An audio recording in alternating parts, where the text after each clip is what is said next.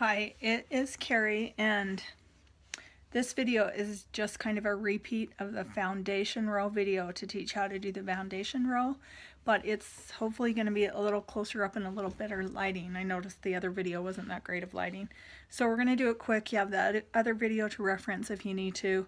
This is just a kind of a recap, and maybe hopefully you can see better. You start off with your slip knot. Wrap that around your finger like this. The long piece, this is my long end, is going to go around my finger, and take it off your finger. This long end will be underneath your hole, your circle, and pull it up through the circle.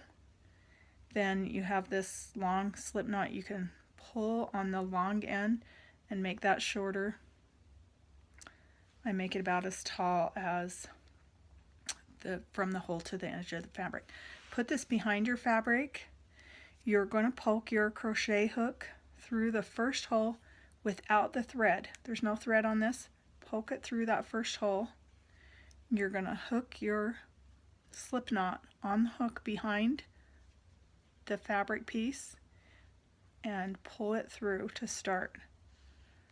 Pull it through without catching those threads and come to the top of that fabric.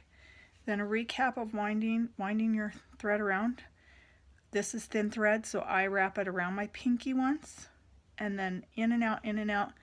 You must end so the fabric is on top of your index finger. Again, as I said in the last video, hold your piece that you're working on between your middle finger and your thumb. That's how you're going to hold your work as you move along. You have the one little hook there, a fabric poking through, and your string right here. Come to the top of your piece, wrap your hook around there, and you're going to come through that hole like this. That's a chain stitch. You're going to start with one chain stitch all the way around the rest of the bib or whatever you're working on. You're going to do as follows. Go into the next hole, poke it through the next hole, then wrap around the string and pull that string through the hole.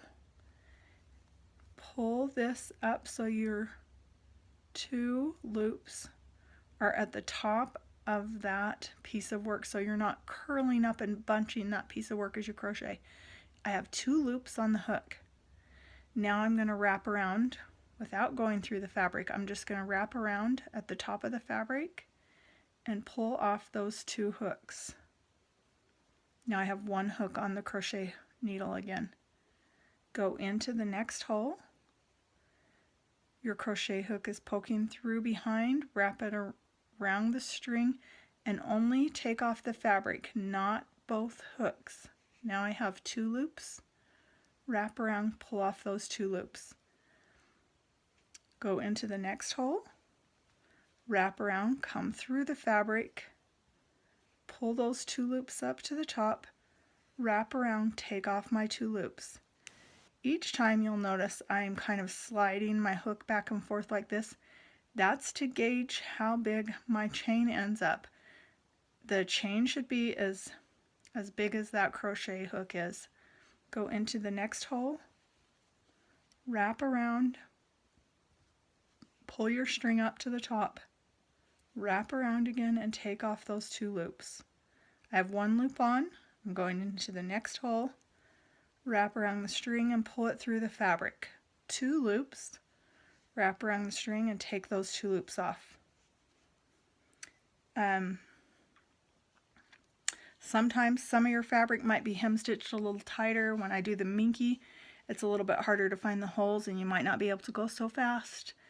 Your second row's a lot more fun. You can whip through a lot faster, but that ends this. I just wanted you to see the close-up, and once you learn and get going, you should see I caught a thread. That's easy to do, but you should gain kind of a little rhythm